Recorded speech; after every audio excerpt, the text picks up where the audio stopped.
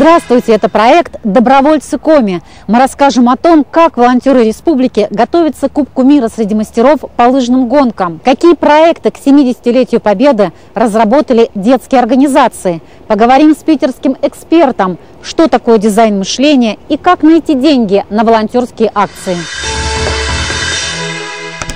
Доброволец, волонтер. Физическое лицо, которое в свободное от работы и учебы время осуществляет добровольную социально направленную и общественно полезную деятельность без получения денежного или материального вознаграждения. Основные направления волонтерской деятельности в республике. Социальная – работа с пожилыми, инвалидами, беженцами, бездомными, людьми, попавшими в трудную жизненную ситуацию. Здоровый образ жизни. Профилактика наркомании, алкоголизма, табакокурения, СПИДа, пропаганда спорта.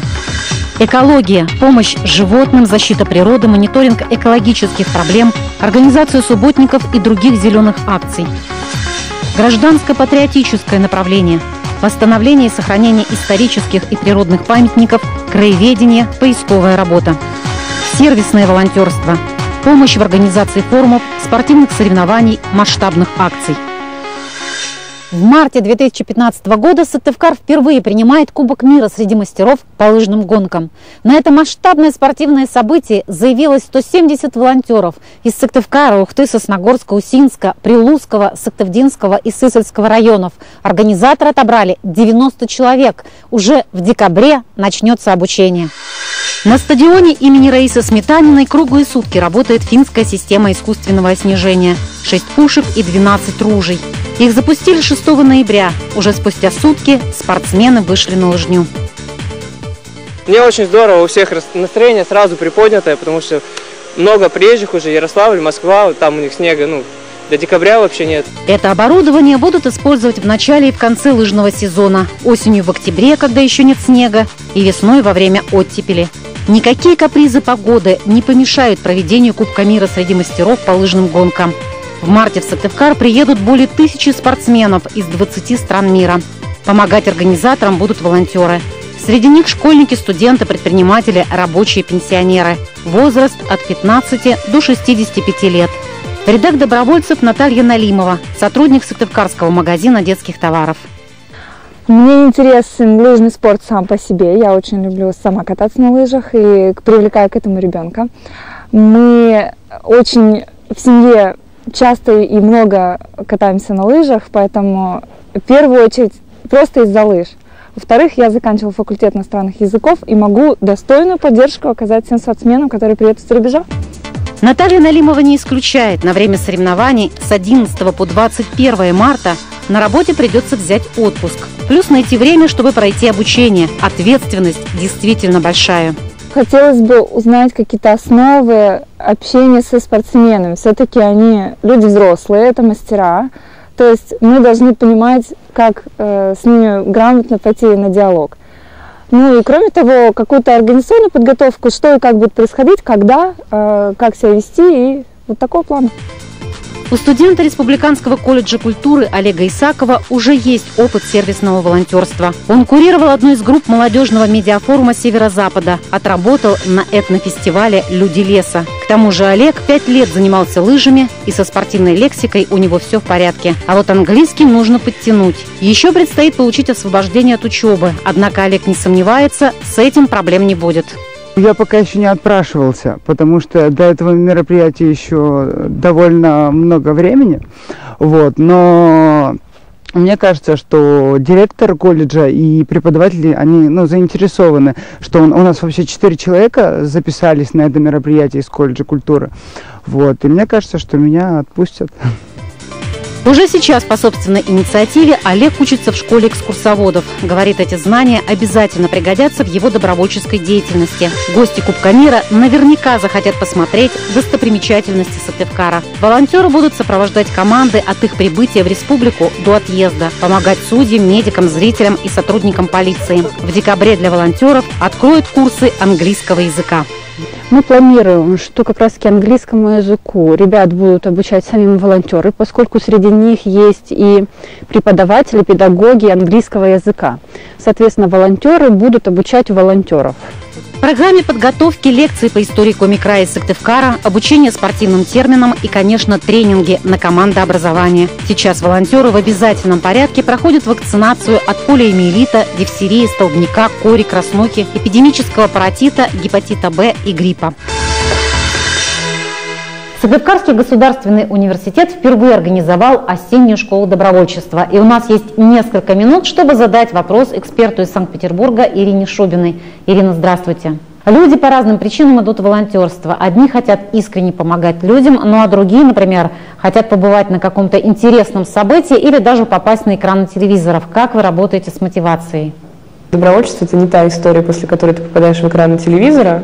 Но это действительно та история, когда у тебя есть возможность стать частью чего-то большого и великого. Если мы говорим, например, про Олимпиаду в Сочи, но при этом я бы не стала считать участников различных спортивных массовых событий именно волонтерами в том смысле слова, в котором это обычно понимается. Потому что, наверное, волонтеры – это все-таки те, кто решают социальные проблемы тем, что безвозмездно помогают. И тогда, конечно, мотивация у всех разная. Кто-то хочет получить опыт, например, начинающие психологи приходят в добровольчество и начинают консультировать бесплатно, да, например, кризисные семьи или детей-сирот. Социологи начинают работать скажем, не знаю, с детьми с особыми потребностями, или начинающие экологи, биологи или химики, они все-таки идут в экологию. Поэтому, если говорить о том, как мы работаем с мотивацией, то когда человек просто начинает интересоваться добровольчеством, мы задаем ему вопрос, зачем ему это нужно. И когда он сам для себя на него отвечает, конечно, уже легче помочь ему и дать ему именно то, что он нужен. Чаще всего, на самом деле, это или профессиональный рост, или самореализация, или просто даже, знаете, стремление почувствовать себя нужным. Это очень, на самом деле, мне кажется, важно в современном мире, когда человек видит, что он действительно делает что-то полезное, от чего он потом получает благодарность. Все ли могут стать волонтерами? Я думаю, да. Все зависит просто от того, что иногда организации ищут, например, я не знаю, всех подряд на одну какую-то работу и потом не понимают, почему кто-то хорошо с ней справляется, а кто-то плохо. Да, на самом деле, мне кажется, просто каждый должен найти что-то, что ему по душе. Это реально. Как искать деньги на волонтерские акции? Ваши советы? Можно попробовать поработать с бизнесом, но тогда бизнесу надо четко объяснить, в чем будет его выгода с точки зрения пиара или каких-то там, продаж, да, назовем это так. Если это проблема, которая очень остро стоит перед местным сообществом, то, наверное, хорошо работает краудфандинг. Это когда каждый просто вкладывает маленькую-маленькую часть. Я не знаю, например, мы знаем, что есть двор, в котором нет детской площадки, и есть люди, которые готовы бесплатно построить, но нужны просто материалы. Я уверена, что каждый родитель будет готов отдать 200 рублей на покупку этих материалов, если он будет знать, что через месяц эта площадка появится у него дома. Можно пытаться писать гранты. В программе осенней школы добровольчества я нашла тренинг «Дизайн мышления». Что это по отношению к волонтерам? Сейчас не хватает креативности в волонтерских проектах. Чаще всего это концерты для детей в детских домах. Хочется уходить от этого, а уходить от этого нужно каким-то образом именно поиска новых методов. И дизайн мышления – это такой инструмент, который помогает, визуализируя какое-то идеальное будущее, да, потом прийти к тому, что нужно сделать здесь и сейчас, в каком формате, чтобы получить классный, эффектный, красивый результат. А вы работаете и с координаторами волонтерских организаций, с активистами. Как вам наши ребята, чем они отличаются от питерских? Мне кажется, наши питерские волонтеры, в силу того, что у них очень много информации, у нас очень много разных похожих школ проходит, они уже такие немного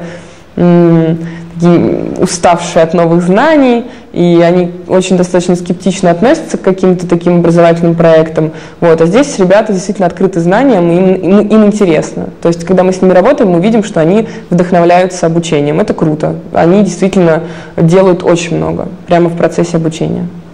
Впереди у наших добровольцев очень ответственное событие – Кубок мира среди мастеров по лыжным гонкам в Сыктывкаре. При подготовке волонтеров на что стоит обратить особое внимание? Создать команду.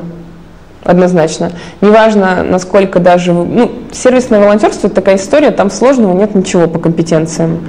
Но если у них будет команда, если они будут чувствовать, что они все вместе делают большое дело, эффективность возрастет раза в 3. С 31 октября по 4 ноября в Сыктывкар на межрегиональный фестиваль детских организаций «Мы вместе» собрались 150 делегатов из Коми, Пермского края и Московской области. Все детские организации занимаются в том числе волонтерской деятельностью. В Форум посвятили сразу двум датам – 70-летию Победы в Великой Отечественной войне и 25-летию Международного союза детских объединений. О главном событии 2015 года на фестивале «Мы вместе» говорило многое. На открытии форума участники Великой Отечественной и войны в Афганистане вынесли копию Знамени Победы. До 9 мая этот стяг должен побывать во всех школах республики и вернуться в Сыктывкар. Вечер военной песни тоже объединил ветеранов и школьников. Мы живем сейчас благодаря тем, кто защищал нас во времена Великой Отечественной войны, в те времена. И я думаю, что этот праздник, это будет что-то, наверное, грандиозное в честь тех, кто защищал нашу Родину.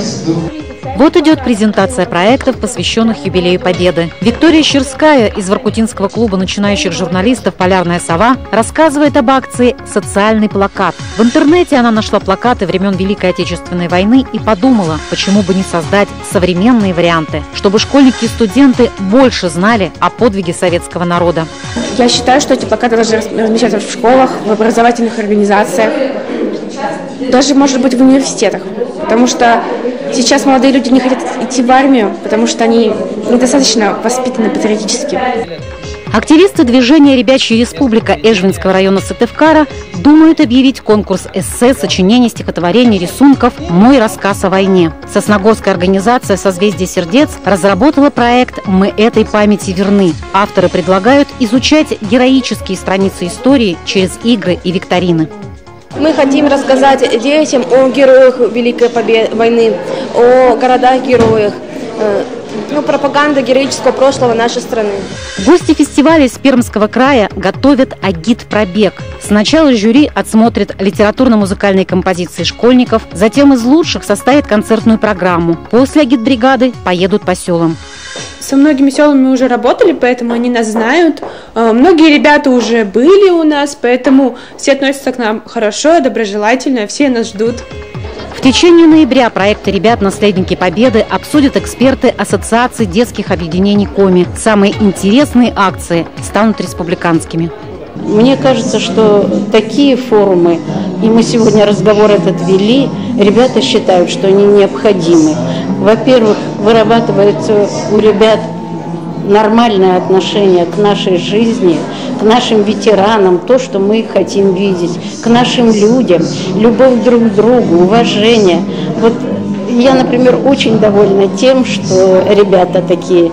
Часть проектов организаторы фестиваля «Мы вместе» отправят в Москву, в штаб-квартиру Международного союза детских общественных объединений. И вполне возможно, получат поддержку на российском уровне. Международный союз – это правопреемник Всесоюзной пионерской организации. Он создан 1 октября 1990 года. Сегодня самое крупное детское объединение страны.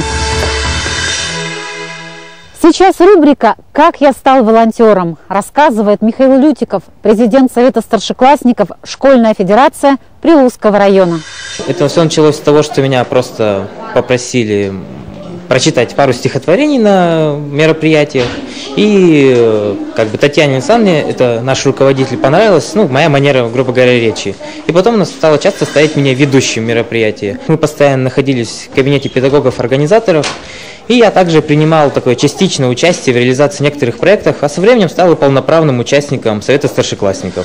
Совет старшеклассников Школьной федерации стали инициатором волонтерского движения, в принципе, в Приволжском районе. То есть для меня это очень много значит, это такая почетная миссия быть волонтером, то есть когда ты безвозмездно, абсолютно добровольно делаешь для людей добро, и люди отвечают тебе тем же. Самый масштабный проект, который мне больше всего запомнился, это наш проект «Духи олимпизма», в ходе которого к спорту, к олимпийскому движению в целом было привлечено огромное количество учащихся. Например, количество курящих в школе стало заметно меньше. Я часто встречаю такие мнения людей, как «а что тебе с этого?», то есть вы не получаете не получаете зарплаты, вы с этого ничего не имеете. Таких людей довольно можно понять, то есть действительно мы для них выглядим как белые вороны. Чаще всего мы им говорим, что пока сам не попробуешь, этого не поймешь. То есть пока сам ты не станешь волонтером, ты это все не прочувствуешь, ты через это не пройдешь, ты не сможешь дать ответ на этот вопрос человеку, который с этим не связан. Нашу программу завершает календарь волонтера, а я с вами прощаюсь до 13 декабря. Будьте отзывчивы и внимательны.